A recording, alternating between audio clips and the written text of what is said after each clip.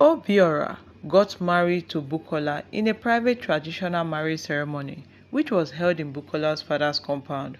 Bukola, a beautiful and hardworking lady, was a banker, while Obiora was a wealthy and popular business tycoon in Lagos. Obiora's mother, Ezine, who was a widow, never approved of Bukola from the start because she was from the Yoruba tribe, but she reluctantly agreed because she wanted Obiora to settle down fast and give her grandchildren. Barely 3 weeks after their traditional marriage, Ezinne showed up at their doorstep unannounced with two big bags. She moved in to live with them permanently, and Bukola wondered why. At first, she pretended, playing the loving mother-in-law. She smiled at Bukola often and praised her for being able to win the heart of her only son. Then Bukola resumed work 1 month after break, and Ezinne changed towards her immediately. Bukola left home for work very early and returned late in the evening, tired and exhausted. She tried as much as she could to keep up with her home. On Saturday, she did the laundry and prepared different meals, with which she stocked up in the freezer for the new week. Throughout the week, she would heat up the food and serve Ezine and her husband. Ezine began to complain, saying that she preferred freshly prepared food. How can a married man be busy to prepare fresh meals for her husband? Ezine challenged Bukola one night when she was setting the table for dinner.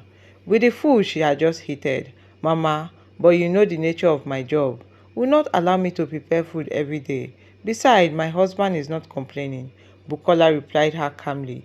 Ezine became angry. She yelled at her, called her different terrible names. "You are nothing but a cheap harlot who go about sleeping with clients so they could bank with you," she foamed.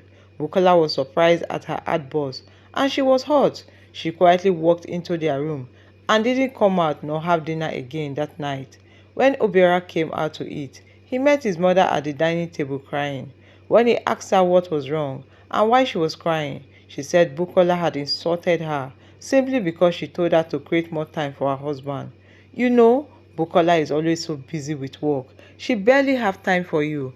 I only told her that a woman who truly loves her husband will put him first. There was nothing she didn't compare me with. She insulted me and even my late husband, your father," Ezine explained in tears. Obiora couldn't bear to see his mother in tears like that. He became very upset. He stormed back into the room and began to yell at the wife. He warned her never to insult his mother again. "You have no idea what my mother means to me, do you? If that is the way you insult your own mother, that is your family problem. Do not ever insult my mother again, else you will see the other side of me," he said with rage. Bukola tried to explain what exactly happened, but Obiora refused to listen. He stormed out of the room, picked his car keys, and left the house that night, ignoring the food on the dining table. He went to a nearby restaurant and ate, after which he returned home. He spent the night in the guest room that night, leaving Bukola alone in the room they both shared. Bukola couldn't sleep that night. She cried all through. She knew she didn't insult her mother-in-law, and she felt so bad that her husband took side with the mother without hearing from her first. For peace sake, Bukola went down to her knees to apologize to Ezine the next day. She also begged her husband to forgive her. Ezine was happy and she forgave Bukola, but it didn't stop there. Ezine made sure Bukola's every move was scrutinized. She criticized her cooking, mocked her fashion choices, and even made sarcastic comments about her career.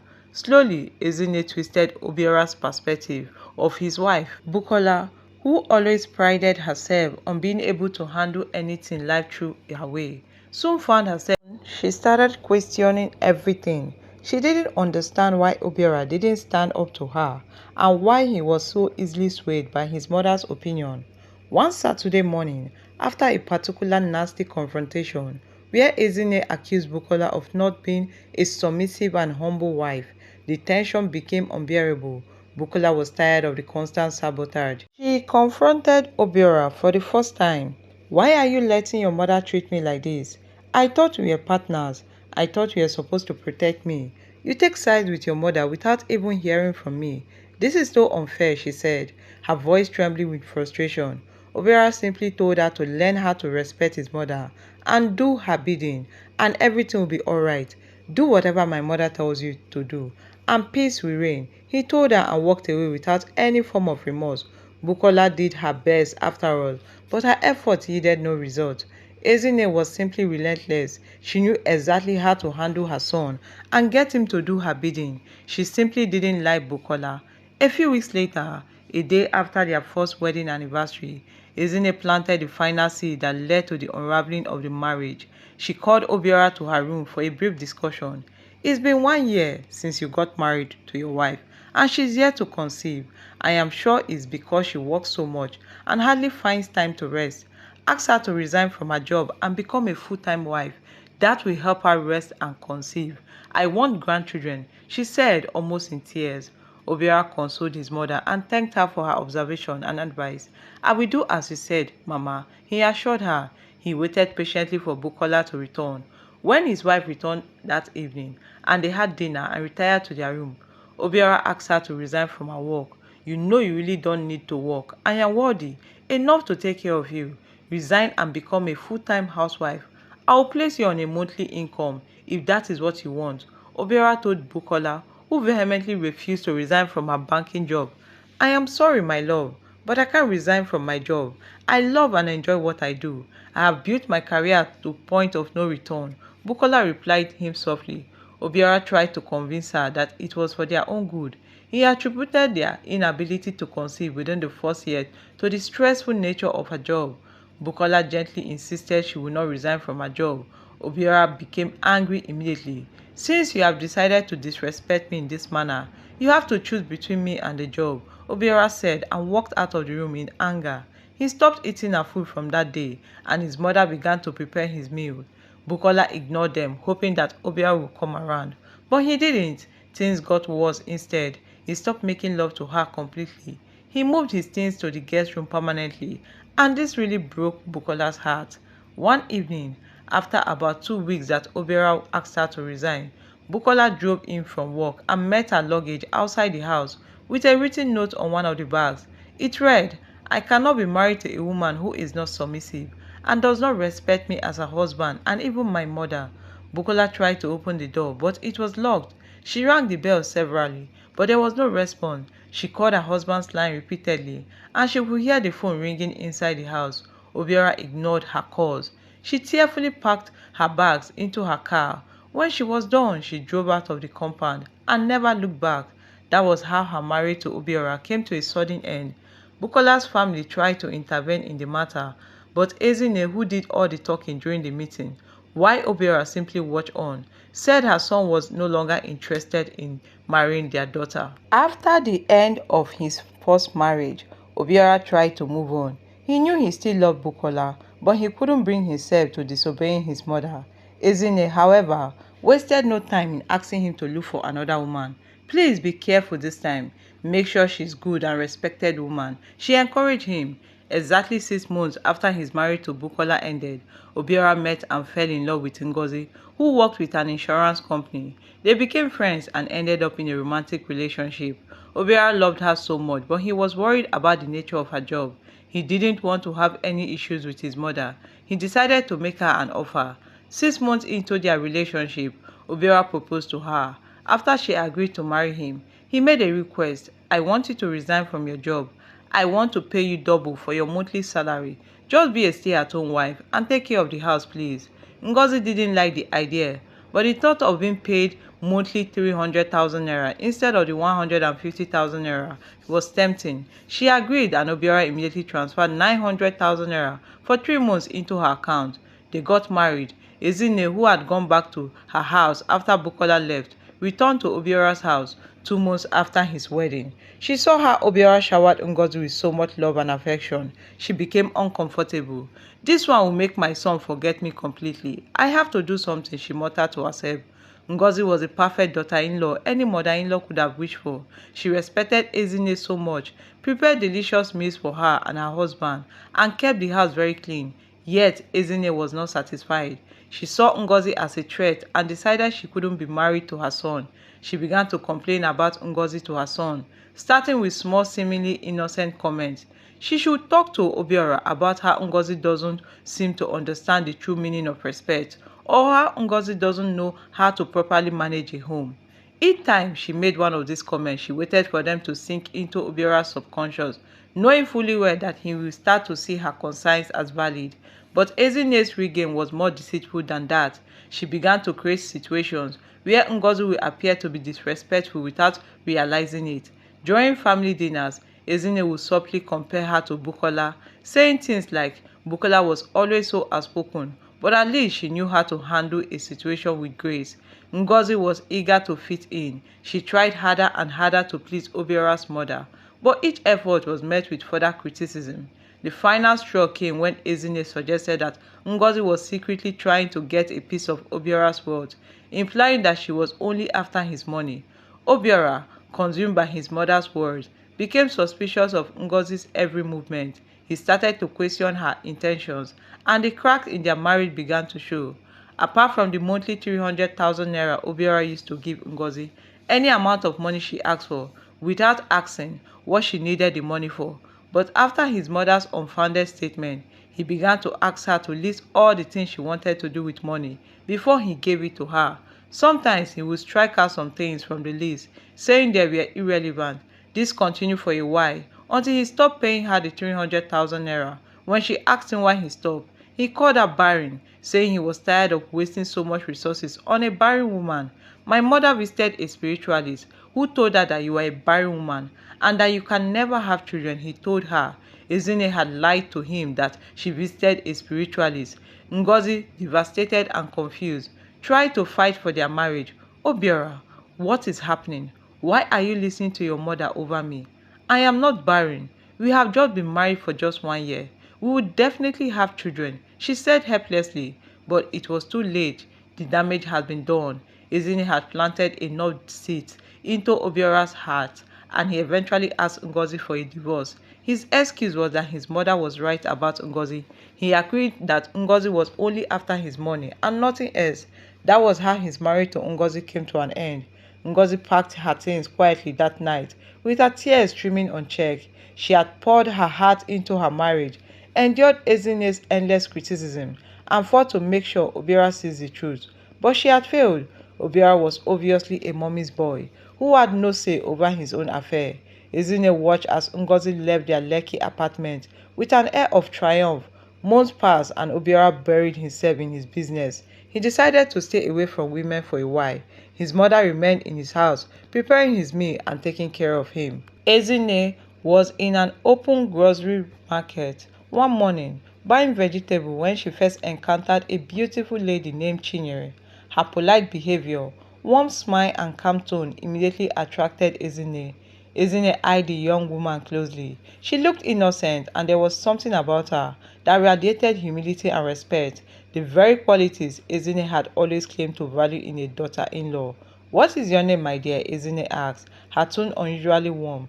"Chinyere, she replied, bowing slightly in respect.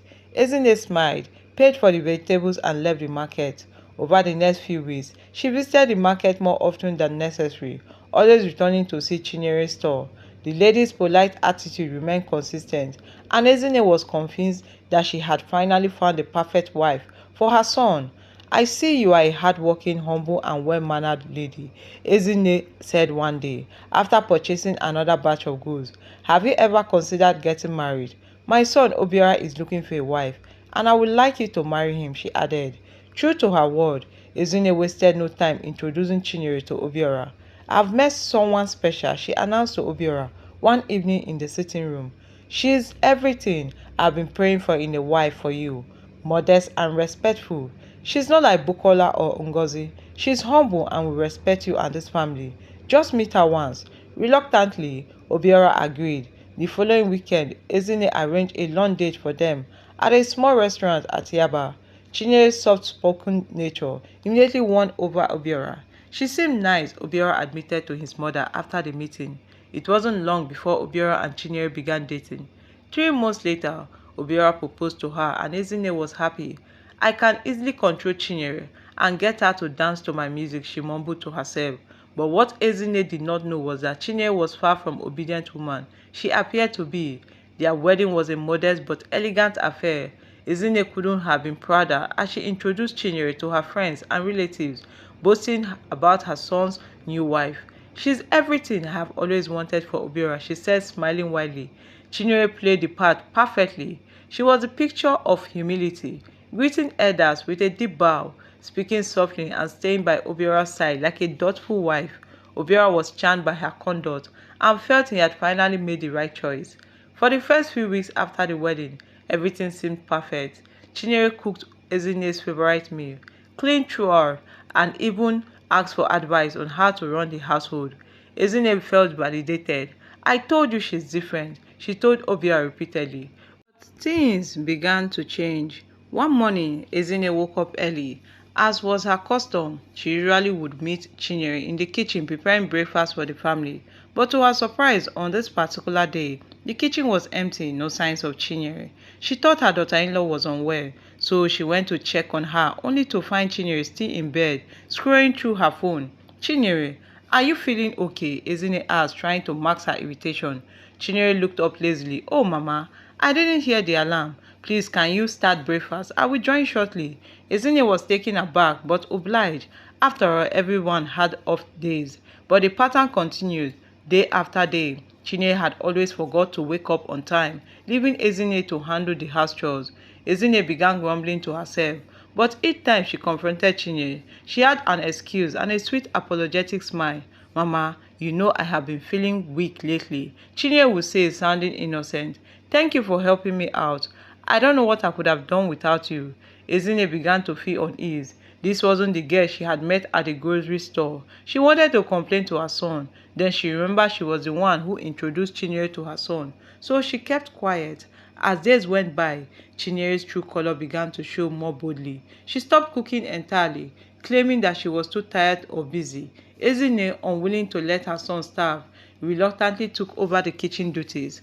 One evening, after cleaning the entire house, while Chinyere sat idle in the living room, Ezine snapped. "This is not what I signed up for," she exclaimed. "You are the wife, Chinyere, not me. Start acting like one." Chinyere stood up slowly, and her sweet smile was gone. She stared at Ezine with a wicked look. "Mama, you seem not to know who you are dealing with. I heard your story before I came here. I know how manipulative you have been and how you made Obiora send his ex-wives away. Listen, I came prepared. Don't ever try to report me to Obiora, because if you do, I will make sure you regret it." Ezine was shocked to her bone. She opened her mouth to speak, but no words came out. Ezine remained on the spot, still struggling to find the right words, when Chinyere moved closer to her, stared at her and said, "Old woman, if you push me too far, you will see this your precious son. Your husband, he might not live to see the end of it. Do you understand? Look at me well, oh. I know well, oh." Ezine's blood ran cold immediately. She had never imagined the innocent girl from the market could utter such words. She quietly turned, went straight to her room, and broke down in tears. But that was just the beginning. She had no idea what laid ahead for her. Without knocking, Chinyere went into Ezine's room shortly after. She began to laugh when she saw her crying. "Mama, you dey cry? I have not even started and you are crying. Get ready for a ride with me. You will definitely regret bringing me here. You wicked old woman," she yelled. "Please, Chinyere, kindly pack your things and leave my son's house." Ezine begged, raising her teary face to look at Chinyere. "I introduced you to my son because I thought you were respectful and calm. It was a mistake. Please leave," Ezine added. Chinyere began to laugh once more. "Get ready, Mama. You are stuck with me," she said softly and walked out of the room. Immediately, Chinyere stepped out of the room. Ezine's phone rang. It was a hidden number. She picked it up with a shaky finger. The caller did not wait for her to talk before he spoke. "Hello, old woman. My name is Scorpion. I am calling to warn you to behave yourself and be a good woman. Otherwise, I will take your son's life." The caller went on to describe Obiora, his company, his routine, and several other information, trying to prove to Ezine that he knew Obiora very well and had enough information to track him down. "I don't understand what you mean by I should behave well and be a good woman. Please, who are you? What do you want?" Ezine asked, trembling visibly. "Chinyere is our court member, and she had complained to us that you are threatening to kick her out of her husband's house. If you love your only son and child, you better calm down or else we will take him down. I won't warn you again," the caller replied and hung up. Ezine threw herself to the ground and wept bitterly. "See what I have done to myself. Bukola and Ngozi, they were never rude to me. Neither did they threaten me. What have I done to myself?" she said as she continued to cry. She cried herself to sleep and didn't know when Obiora returned. The next morning, Chinyere emerged from the bedroom and walked into the kitchen, closely followed by her husband. With a warm smile, the perfect picture of a devoted wife, she greeted her Ezinne, who was already in the kitchen. "Good morning, Mama. Did you sleep well? Thank you so much for helping me. You are the best mother-in-law ever," she said, smiling lovingly. Ezinne watched her turn to face her, still mad at her for the event of the previous day. She didn't respond to her greeting. Instead, she turned back and focused on her cooking. "Mama, my wife is greeting you," Obiora said, wondering if she didn't hear her greeting. Before Ezinne could reply, Chinyere began to cry. "I don't want to come between you and your mother, but sometimes she's a little bit harsh with me. I don't know what I did to Mama. She has been acting cold towards me for some days now," she said and continued to cry. Obiora was heartbroken seeing his wife cry. "Not again, Mama. You were the one who introduced my wife to me. I would appreciate it if both of you live together peacefully." Ezinne was shocked and sad that her Obiora believed his wife without even asking for her own side of story. She knew Chinyere was lying and only being manipulative. This evil woman is playing her game masterfully, trying to plant seed of doubt in Obiora's mind, she thought to herself. Over the next few days, Chinyere continued with her gentle operation. Whenever Obiora was around, she would be the perfect wife, sweet, attentive, and respectful. But when they were alone, she would make sure to antagonize Ezinne, knowing that her complaint would never seem exaggerated. Ezinne became the housemaid and errand girl of the house. She obeyed every of Chinyere's instruction. She continued because she couldn't risk losing her only son. At night, Chinyere told Obiora a lot of things about his mother, indirectly suggesting that Ezinne didn't like her and gently acting like the victim. Ezinne watched helplessly as her relationship with her son began to go sour. Obiora started spending less time with her and often taking sides with Chinyere during disagreement. Whenever she asked Obiora to see him in her room for discussion, he would give her a million reasons why he wouldn't have that time to see her. Chinyere successfully created a gap between them, and Ezinne felt lonely and isolated. This continued until their marriage clocked 1 year. Ezinne remained in the house with them, refusing to go. Obiora returned from work one day and refused to greet his mother. She greeted him, but he didn't respond. Rather, he kept a straight face. But immediately Chinyere emerged from the room, he greeted her. He hugged and kissed her. Then, turning to his mother, he asked, "Did you indeed visit a spiritualist who told you that Ngozi was barren?" Ezinne was taken aback. She didn't expect that question. "Why do you ask my son?" she asked gently. "I visited a sick friend at the hospital today. I bumped into Ngozi. She's heavily pregnant and almost due for delivery," Obiora replied, trying not to raise his voice. Ezinne went quiet for a while, after which she began to apologize to Obiora. "I didn't visit any spiritualist. I just wanted Ngozi to leave this house, and honestly, I am beginning to regret it," she said, shooting a glance at Chinyere, who quickly looked away. Shaking his head, Obiora moved closer to his mother. "Mother, you disgust me right now. You see Chinyere here? She compliments me so well. If you have any complaint about her, kindly swallow it. She goes nowhere." He walked into their room, leaving Ezinne shocked and full of regret. She ran into her room immediately and began to cry. She called her friends and arranged a meeting with her, hoping to confide in her and get help. Very early the next day, Ezinne called her son and begged for his forgiveness. He forgave her. "I can't hate my mother, just that I can never trust you again," he added after he forgave her. Obiora's revelation gave Chinyere more power to maltreat her mother-in-law. 3 days later, Obiora traveled to Port Harcourt for a business trip. Ezinne went to an open-air market, running errands as usual. A strange man dressed in black overall walked past her, squeezed a note into her hand. She opened the note and read it. "Madam Ezinne, I see all your funny moves. Don't try anything stupid. My men are stationed everywhere, and I know your son is currently lodged at Hilda's Hotel in Port Harcourt. His room number is 3024. Be warned." Ezinne began to shiver like one who was drenched by the rain. She quickly returned home.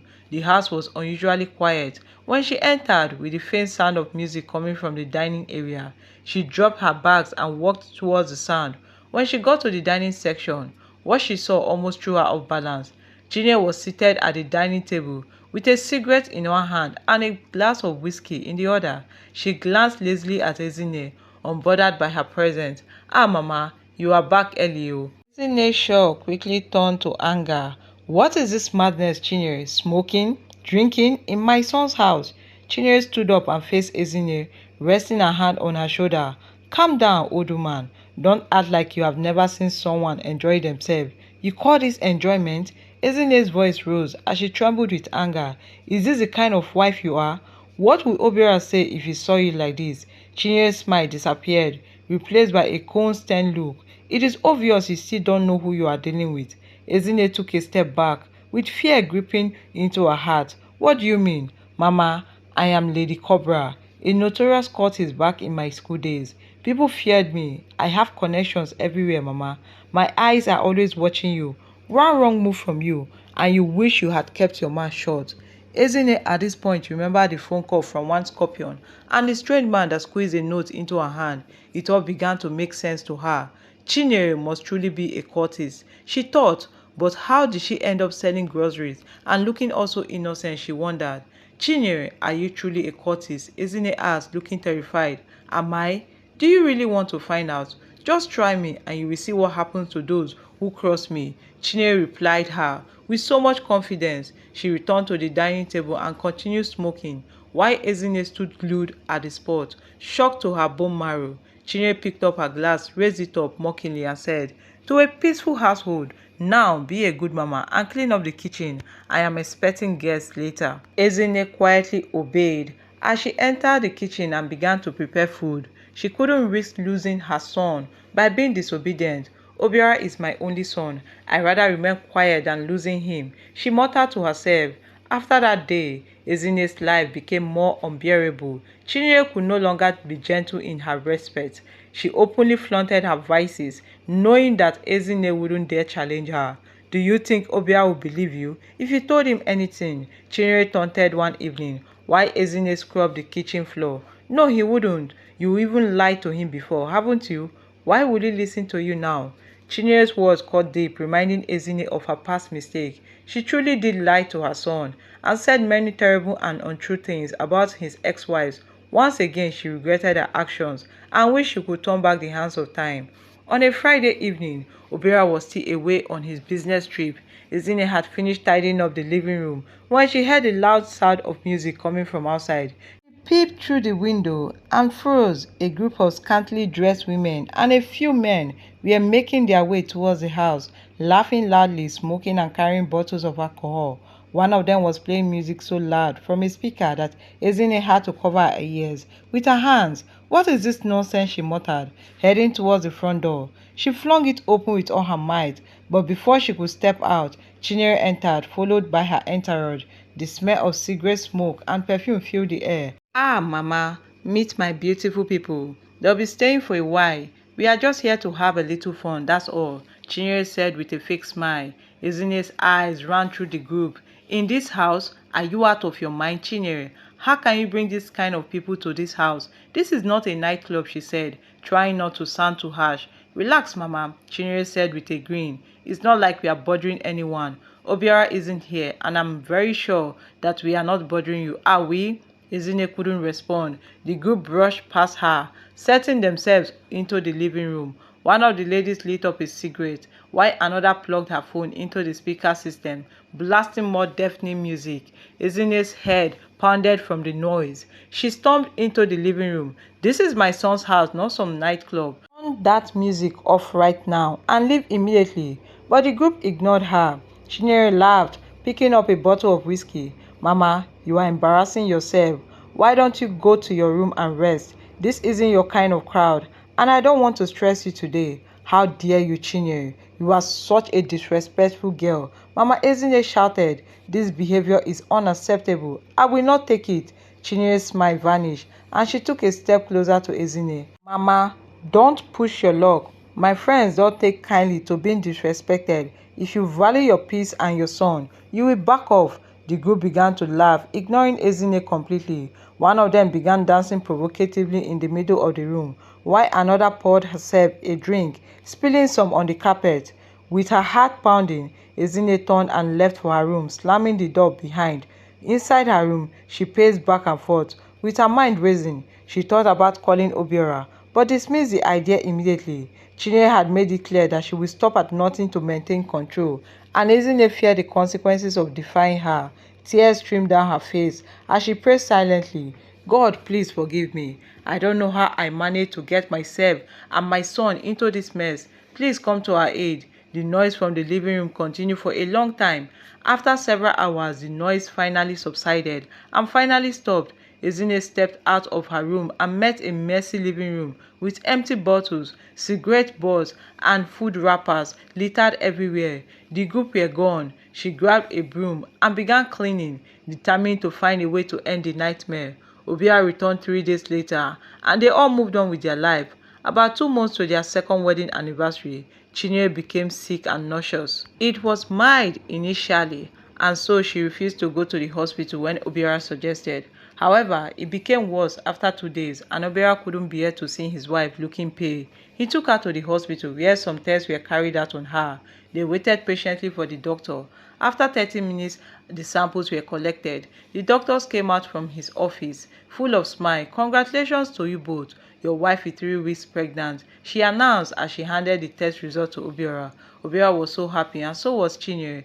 "Thank you so much, doctor," Obiora said repeatedly. He couldn't contain his excitement. The doctor urged Chineye to begin antenatal immediately, as soon as possible. Obiora happily broke the news to his mother, Ezinne, as soon as he returned to the house. "I am finally going to be a father," he said with so much joy in his heart.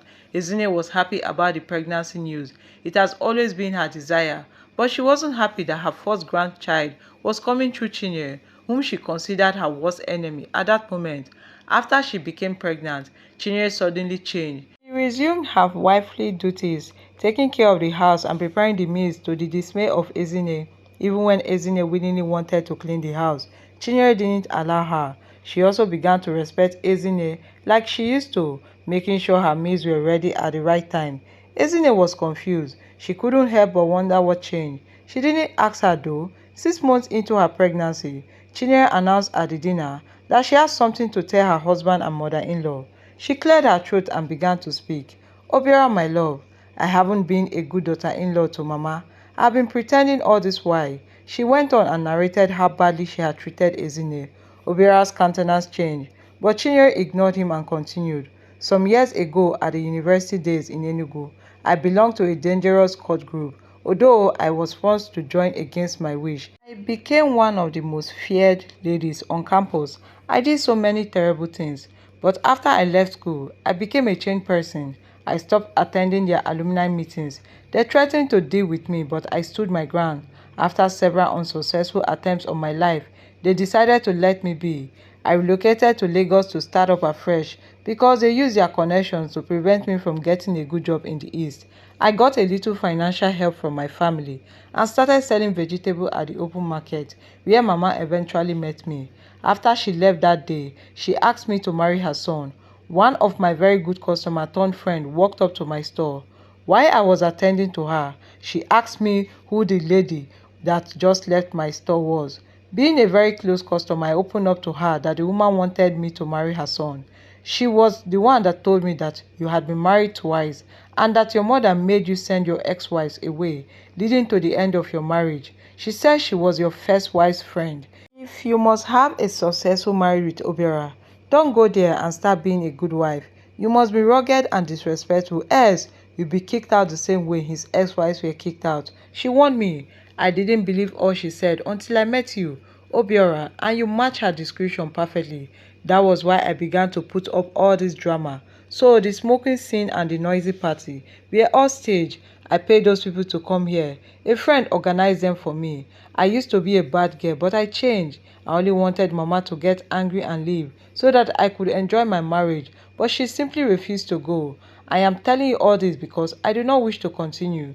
You can decide if you want to remain married to me or not. Mama has always wanted me out of this house, and I am ready to leave now," Chineye concluded, and got up ready to leave the dining table. "No, no, Chineye, please don't go. I want you to stay. Don't leave my son," Ezinne cut in. She took a deep breath and stared at Chineye and said, "I really needed someone to teach me a lesson, and that was exactly what you did. Bukola and Ngozi did me no wrong. I was just selfish and insecure. I suffered a lot raising my son after his father died. I was only 5 when his father, my husband of blessed memory, passed. Although he was wealthy and left us a lot of properties, he didn't have a will before his demise. So, 2 months after his demise, I was still mourning him when his family members stormed our residence and forcefully evicted me and my son from the house. I cried, I begged. I told them to consider my son and have a rethink, but all my pleas fell on deaf ears. I contacted my husband's lawyer, who told me that my husband didn't leave any will. He was planning on suing them to court. When I began to have different spiritual attacks, my husband's uncle appeared to me severally and warned me not to do anything stupid, or else they would take my son's life. I became very scared, so I stopped trying to fight them. I began to ask my husband's friends to help me, but none of them were ready to help. Instead, they tried to sleep with me. The one that shocked me the most was my husband's best friend, Kelvin. My husband was the one that took him to the city from the village, gave him money to start up a business, and stood by him till the business was established. I went to Kelvin for help, thinking he would be different, but I was shocked to my bone when he told me that he had always loved me even while my husband was alive. He told me to lay with him before he could give me money or even employ me. I left his office in tears that day. I decided to ignore all of them and focus on raising my son alone. I got a teaching job, but the salary was small, so I did many jobs, from doing people's laundry, running errands, working at construction sites, and doing other dirty jobs to support my salary and to put food on our table. I managed to send Obiora to school. My son and I practically struggled through life before he became successful. I wanted to still be in control of his life even after he got married. I feared that his wife would take my place in his heart, and I didn't want that. I feared that they would come between us and take away the love and respect he had for me. That was why I made sure I sent them away. I introduced you to him thinking I could easily control you, but I was wrong. Chinyere felt deeply touched by Ezine's story. She got up and knelt before her in tears. I am so sorry, Mama. I overdid it. Please find it in your heart to forgive me, she pleaded. Ezine got up, raised her up, and gave her a hug. It is okay, my daughter. I am honestly not angry with you, she said to her. Chinyere turned to her husband and was about to go on her knees to beg him, but Obiora stopped her. I am sorry for all I did to your mother. Please forgive me, she begged tearfully. Obiora forgave her and gave her a hug. 2 days later, Ezine packed her bags and returned to the house built for her by her son in the village. Chinyere and Obiora continued with their lives, and their love for each other continued to wax stronger. At exactly 9 months, Chinyere and Obiora welcomed a baby boy who was a splitting image of Obiora. Ezine visited them for Omugo. She spent 2 months, after which she returned to her house. Obiora and Chinyere lived happily ever after, and they had much children.